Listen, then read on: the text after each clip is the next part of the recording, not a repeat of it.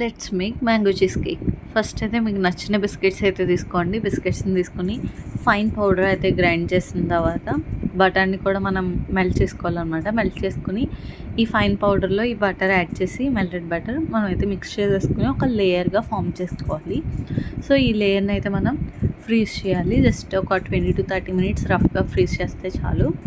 So freeze చేసిన తర్వాత మనం మిల్క్ని అయితే హీట్ చేసుకోవాలి. హీట్ చేసుకుని లెమన్ని వేస్తే మనకి మిల్క్ అయితే విరిగిపోతుంది. ఇదే పన్నీర్ అనమాట.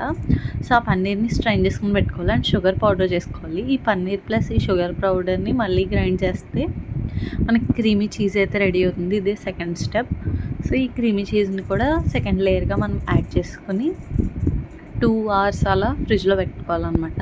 అండ్ లాస్ట్ ఫైనల్ స్టెప్ వచ్చేసరికి మన మ్యాంగోని అయితే ఇలా పీసెస్గా కట్ చేసుకొని జస్ట్ స్పూన్తో లైట్గా స్మాష్ చేస్తే మనకి మ్యాంగో పల్ప్లా వచ్చేస్తుంది అనమాట. సో ఇంక మ్యాంగో పల్ప్ని అయితే థర్డ్ లేయర్గా వేసుకోవాలి. మన మ్యాంగో చీజ్ కేక్ అయితే ready guys. Trust me, taste అయితే చాలా బాగుంది. ట్రై చేయండి. Bye guys.